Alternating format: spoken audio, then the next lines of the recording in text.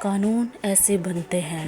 تاریخ دانوں نے روایت کیا ہے کہ حضرت عمر بن خطاب رضی اللہ تعالی عنہ، جنہیں ان کی سختی اور قوت کے لیے جانا جاتا ہے، ایک دن مدینہ میں لوگوں کے لیے کھانے کے دسترخوان لگا رہے تھے۔ انہوں نے ایک شخص کو بائیں ہاتھ سے کھاتے ہوئے دیکھا تو پیچھے سے آ کر کہا، اے عبداللہ، دائیں ہاتھ سے کھاؤ۔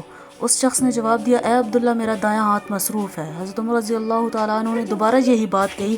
اس شخص نے پھر وہی جواب دیا۔ حضرت عمر رضی اللہ تعالیٰ عنہ نے پوچھا، اس سے کیا مصروفیات ہے؟ تو اس نے جواب دیا، یہ ہاتھ غزوہ موتہ میں زخمی ہوا تھا، اب حرکت نہیں کرتا۔ یہ سن کر حضرت عمر اس کے پاس بیٹھ کے اور رونے لگے اور سوالات کرنے لگے، پھر تجھے وضو کون کراتا ہے؟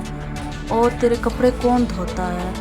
اور تیرے سر کون دھوتا ہے؟ اور مطلب اس طرح کے بہت سارے سوالات حضرت عمر رضی اللہ تعالیٰ عنہ نے ان سے کیے، اور ہر سوال کے ساتھ ان کی آنکھوں میں آنسو بہنے لگے۔ پھر انہوں نے اس کے لیے ایک خادم، ایک سواری اور کھانے کا بندوبست کیا، اور اس سے معذرت کرنے لگے کہ انہوں نے نادانستہ طور پر اسے ایسی بیعت کہہ دی ہے جو اسے تکلیف دے گئی ہے، اور اسی طرح قوانین بنتے ہیں۔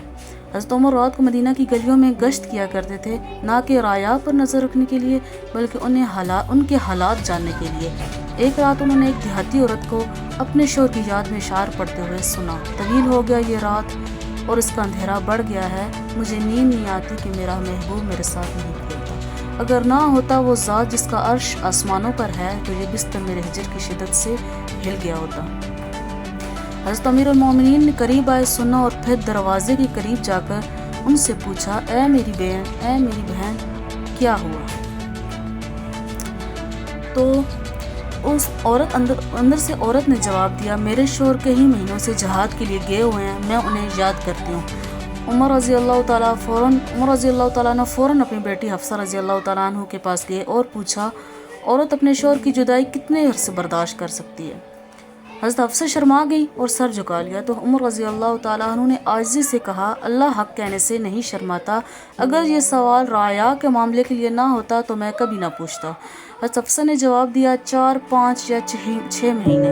حضرت عمر رضی اللہ تعالیٰ عنہ واپس گئے اور تمام فوجی کمانڈروں کو لکھا کہ فوجوں کو 4 ماہ سے زیادہ نہ روکا جائے۔ یوں عورت کے ایک فطری حقوق کی بنیاد پر ایک قانون بنا۔ یہ قانون ریاست نے نہیں بلکہ معاشرے کی ایک دیہاتی عورت اور حضرت حفصہ رضی اللہ تعالیٰ عنہ نے تشکیل دیا، ریاست نے صرف اسے نافذ کیا، اور یوں عورت کا ایک قوانین بنا۔